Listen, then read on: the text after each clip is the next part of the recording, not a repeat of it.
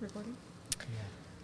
So thank you, Kenny Duncan, Head of School at Anglia International School, Hong Kong. Thanks for joining me for this chat. You're welcome. So I know that you're relatively new to Hong Kong, so we'd like to just know a little bit about you. What was your school days experience like? Oh gosh, so I was born and brought up in Scotland from a working class family. My background would be probably what you would define as lower working class family. So I went to a state school in Scotland, in a rather disadvantaged part of Scotland, in the working class area of the Central Belt, just outside Glasgow. So my experience of school was quite varied. My primary school experience was probably not as positive as it might have been. I was more interested in the social aspects of learning rather than the academic aspects of learning. So I was a late starter, if you like, in terms of my own learning journey. But it was very enjoyable. I was very focused in on sport and very social as a young person. Because I had a state education, actually the Scottish state education had a really high reputation. Challenges I had in secondary were probably rated around behaviour more than anything else. Not my own behaviour, I have to quickly say, but the behaviour of other children in my classroom. So that made that process more difficult for me. So I think because of that, I've always championed fairness and equity in education. And to make sure that every child gets the best possible experience. Now that might sound a little bit like rhetoric, but it actually isn't. When you've gone through a process yourself where you find education challenging or access to high quality education challenging, it's not too difficult then to have that mindset of, well, I don't want anyone else to experience the journey that I had. And that's driven me throughout my professional career. And that's a theme that comes up again and again, that how privileged we are to, as a parent, to have our children in these sorts of schools, such well-resourced schools, or for yourself to be leading such a school. Which leads me to my next question. How does the school that you lead differ to the school that you attended? Oh my goodness, it's a million miles from the school that I attended. The school that I attended was very 19th century in its organisation and structure, in its curriculum delivery. All my teachers that I can recall flowed around in gowns like spectres in the corridors, and were very ominous in their kind of approach to children. So their use of behaviour management was quite oppressive. So I think the school that I'm leading now is nothing compared to that. And we have, and it's something I was talking to parents about in the event that we're in at the moment, is how happy we are as a school community and how much children actually enjoy the learning journey and how rich that learning journey is.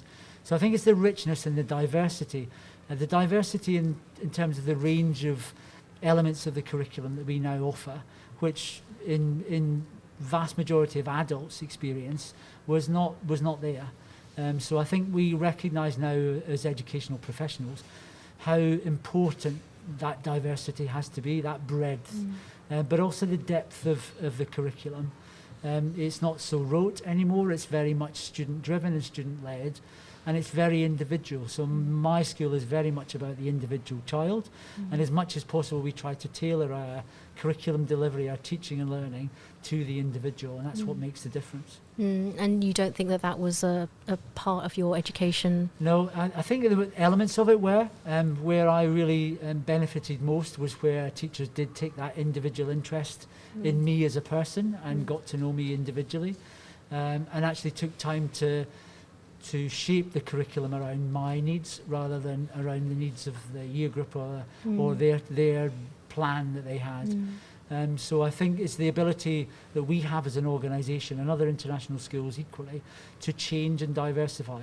And I think during the course of the pandemic, that's required all schools to really reflect on what is that individual need that's on the other side of the screen when we were teaching virtually, rather than just delivering a monotone lesson.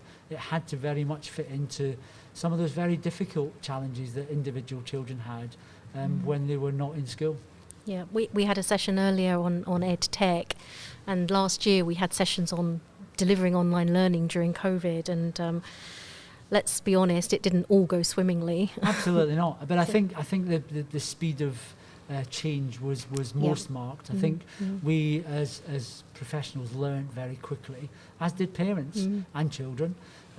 So it was their ability to respond rapidly to that. Is those organisations that weren't able to do that, and some highly developed parts of the world and countries didn't respond as well as some of the schools here in Hong Kong. Agree. So we're here at the International Schools Festival at the Marriott. It is super busy, and you've been meeting lots and lots of parents. I'm interested to know, what questions do parents ask you? And if you were on the other side, if you were a parent, what questions should they be asking you? Oh, that's a very good question. Questions that I've been asked fundamentally today is finding out more about our organisation, Nord Anglia Education, where our beliefs and philosophies lie, what our ethos and our values are, and what makes us different from other international schools in Hong Kong, but also as an organisation globally, what makes us stand out from all those others. And I think for me, it's about that story of community, that we are a Hong Kong community, we are a very strong community, we are a very happy community, we are very focused on the child.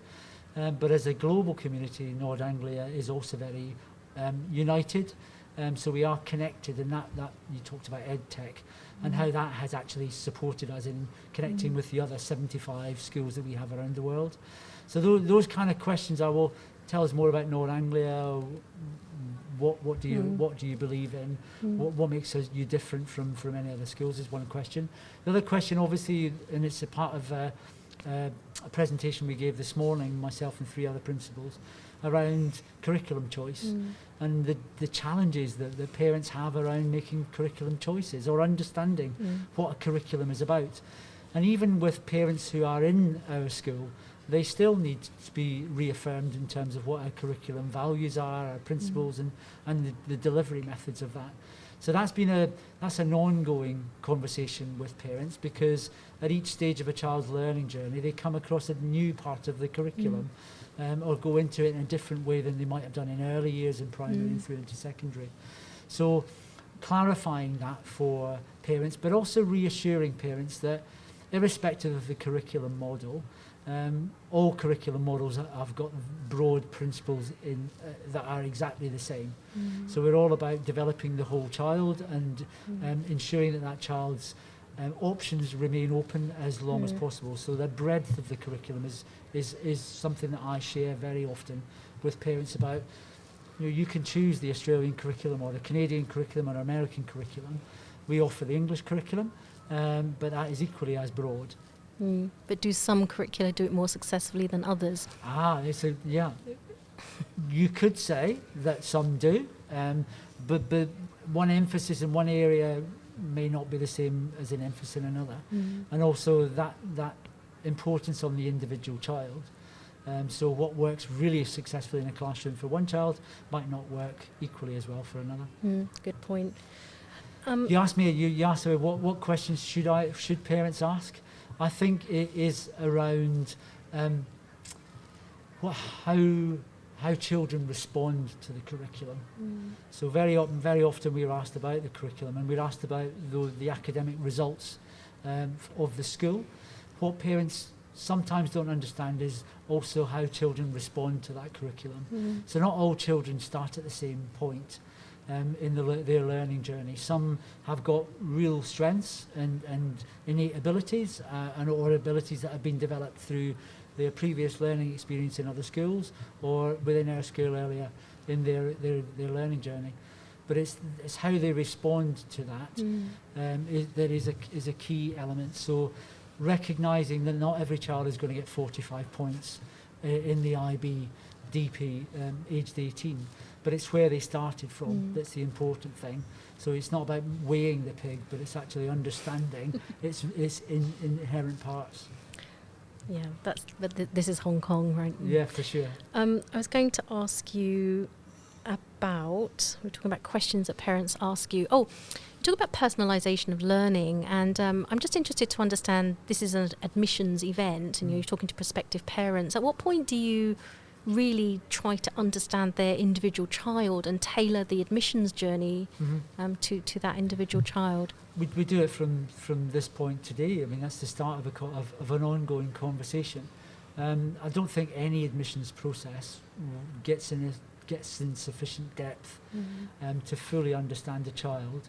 But we try as best we can to make sure that we are the right organisation for that child, and we offer them the opportunity for academic success, but also that love of learning, to develop that love of learning within a child inherently is an important factor, because they're on a journey of lifelong learning, and we've got to make sure that their start is as effective and as positive as possible.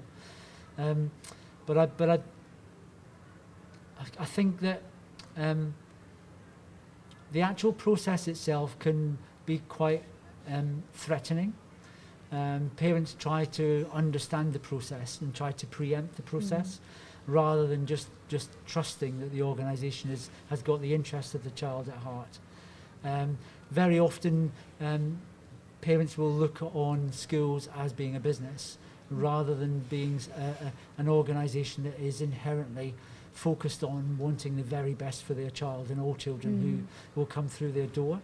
And I think for us as an organisation, we want to give parents the confidence that we're not just going to take that child because that child brings with them a certain income, that actually we want to make sure that we can do everything we possibly can, and that by joining our school we will ensure that that child will make better progress than they possibly could in any other school in Hong Kong. It's an interesting another layer of complexity, though, isn't it? You can understand that parents are looking at schools as either non-profit or for-profit or something in between. I just want to come to our last question. What do you look for in teachers that you hire, and how do you identify the fit for the organisation between the prospective teacher? Yeah, that's a great question. So this is my second year in North Anglia, and with the HK. When I joined, we had a very rigid process for interview and application, etc., etc. And we as a company go through quite a rigorous process for marketing our school to prospective teachers, because we have to. With over 11,000 international schools around the globe, teachers actually have got quite a marketplace in terms of choosing the right country, choosing the right organisation. All of those factors are really important. So they have quite a lot of power in terms of that selection process and making their decisions around how to apply. I've changed the process quite significantly. The process was more driven, I suppose, at a leadership level. So I brought that down so that the teachers that we appoint understand the organisation, not just at the leadership level, not just at the overarching broadsheet, if you like, of the school, but actually understand how it operates at a classroom level.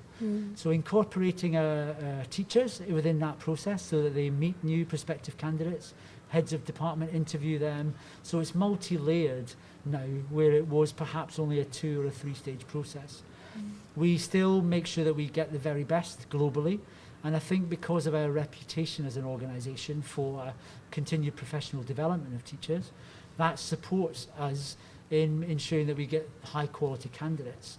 And we're really proud of the quality. I mean, I would say that at the moment we've got the strongest teaching force that we've ever had. You as a would school. say that. Of course. But it's really important. It's vitally important that we work with the very best that we possibly can bring in, and it's not easy. You know, you've got to be a brave person to decide to travel halfway around the world in the middle of a pandemic and take on a new job somewhere else. And the draw of travel isn't here. So at the moment, you know, candidates are not doing that because they want to travel the world, because they don't know what that's going to look like in the future. So they have to be sure that they are joining a really strong company, a really strong organisation, that their jobs will be secure, and their salaries will be secure, and that they will be looked after. So we ensure that our packages are made for that kind of to give that level of confidence for our teachers. And I think because of that, we have members of staff that are with the school and have been with the school since we opened in 2014. So we retain staff. Our staff turnover is very low. We have the lowest turnover in North Anglia education. Oh, is that right? It's something that we looked at this year because of concerns around recruitment and retention. So we are very, very proud of our recruitment and retention rates. And that sort of leads me on to, not sure if I said the last question was my last question. I have one more. You've recently had to recruit quite a lot more teachers because you've expanded the school. So tell us a little bit about your plans around the growth of the school with the new secondary campus. Yeah, we acquired the new campus quite late. So we actually started the process of refurbishment and so on just in the early summer. And we opened our doors on the 16th of August.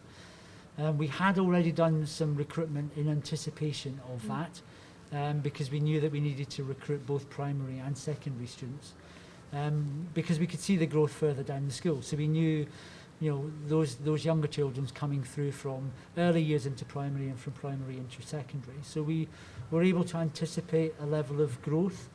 We also have recruited staff so that we can continue to grow in year.